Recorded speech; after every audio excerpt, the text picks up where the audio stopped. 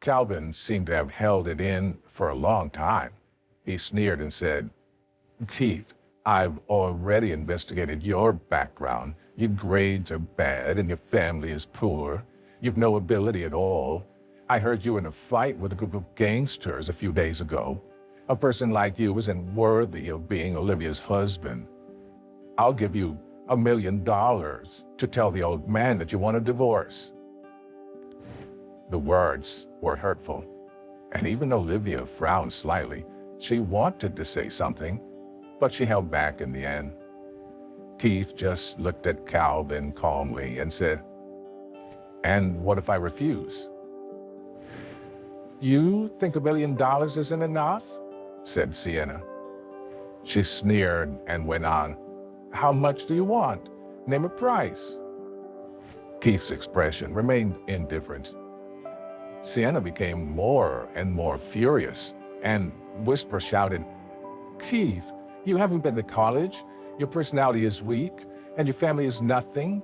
The gap between you and Olivia is insurmountable. You must realize your own limitations. Don't you know these things?" Keith's expressions turned cold, and he said, "Is that so? If it wasn't for Mr. Strauss, trash like you would have been thrown out long ago." "You asshole!" Sienna's voice was ashen. Calvin said coldly, "Keith, if we are trash, then what are you?" "What am I?" Keith said faintly, "I'm someone you cannot afford to offend. I'll give you one last warning. If you dare talk any more of this crap to me, I promise you'll regret it." At this moment, a faint aura burst out from Keith's body. The others were taken aback and didn't dare to refute him. Olivia was shocked. She'd followed her grandfather since she was young and had seen countless big shots. She was familiar with the look on Keith's face, but somehow on him, it was different. But deep down, she was still angry. She suddenly stood up and said, "Oh, what's the point of saying all this now? What can you prove? I don't care if you don't have any money. I don't even care if you're not that talented. What I'm disgusted about is that you don't act like a man. You can't even protect your girlfriend. How could you make me happy?" Her words poked directly at Keith's sore spot, and he fell silent. Christina had left him. Although he hated Blake, he still lost his girlfriend. This was his failure, and he couldn't deny it. And he'd made up his mind that he would recover his dignity, but right now, he really couldn't prove anything. He didn't say a word, but a bitter smile appeared on his face. Olivia realized that her words were a little too much, and her expression eased up. She sighed and said, Let's get a divorce. We really aren't suitable for each other." Keith let out a breath of turbid air. He looked at the cold but beautiful girl in front of him and said with a faint smile, "If you have the power to get a marriage certificate, I think you have the power to get a divorce certificate as well. Can't you solve this problem by yourself? I just hope you don't regret it in the future." Olivia calmly said, "I never regret my choices." Just as she wanted to say something more, Calvin's phone suddenly rang. He hurriedly got up and said, "I'll go and find Mr. Strauss," and quickly walked away from the table. The two of them calmed down and didn't speak for a while, but the scene remained awkward.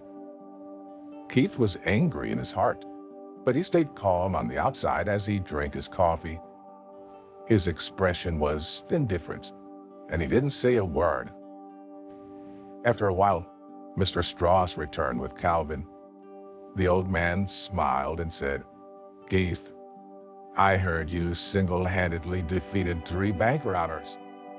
In fact, I saw the video. You were amazing. Keith smiled and said, I was just lucky. Old Mr. Strauss was happy with Keith's response. He seemed most satisfied with the young man. At that moment, Calvin's phone rang again. He answered the call, and within seconds, his expression changed dramatically. Shit, Olivia, your mom's been kidnapped. What? The others yelled in shock.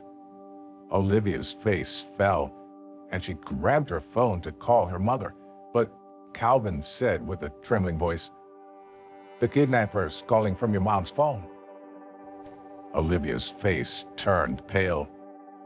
She was a strong woman, but she was still young.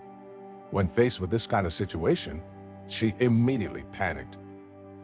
Old Mr. Strauss said in a deep voice, give me the phone. Calvin handed it over, and Mr. Strauss listened for a minute before angrily throwing it to the ground. He gritted his teeth and hissed, there's someone out there who dares to do such a thing? Calvin, call the police and bring these criminals to justice. Calvin said quietly, sir, the kidnappers clearly stated that we can't call the police or they will kill her. Olivia, whose face was ashen, said urgently, Grandpa, if they want money, we'll give them money.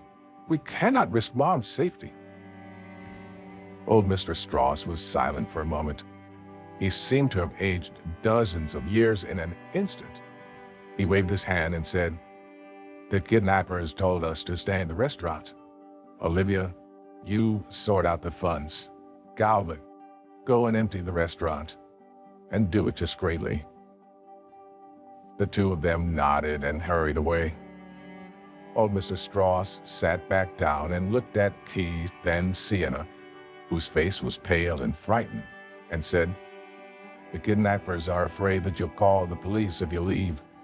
So they said you had to stay here. I know you're frightened. I'll make it up to you later. Sienna had lost her sense of propriety, and she nodded in panic. Keith, on the other hand, had a calm expression, but there was a faint light flickering in the depths of his eyes. The Strauss family was very powerful. In less than 2 hours, a Mercedes pulled up outside the restaurant, carrying the cash. At that very moment, the kidnappers called again and instructed them to park the car 100 feet away. Moments later, an unmarked van drove over. A man in a mask got out and climbed into the Mercedes, but he didn't seem in a hurry to leave. Old Mr. Strauss received a call from the kidnapper. They had changed their minds. Not only did they want 100 million in cash, they also wanted 100,000 shares in our industries. And there was another prerequisite. If Mr. Strauss could follow the Mercedes to the place where the contract was to be signed, the kidnappers would let Mia go. Otherwise, they would kill her. In addition, he wasn't allowed to take his own luxury car. He had to use the van that the kidnappers had arrived in. The kidnappers were clearly making things difficult for him. Old Mr. Strauss was burning with anger. These kidnappers sure were arrogant to make such demands of a man of his status. In any other situation, with just a phone call, the kidnappers would have vanished without a trace. But they had targeted the Strauss family's weakness. Mr. Strauss had no choice but to agree to their demands. He looked at the young men behind him and shook his head slightly. Back in his day, he had raced Formula One cars for fun. In terms of driving skills, none of the young men here could compare to him. But he was too old now. Forget it. Mr. Strauss sighed and said, Olivia, Calvin, follow me into the van. Keith, Sienna, you two, go home.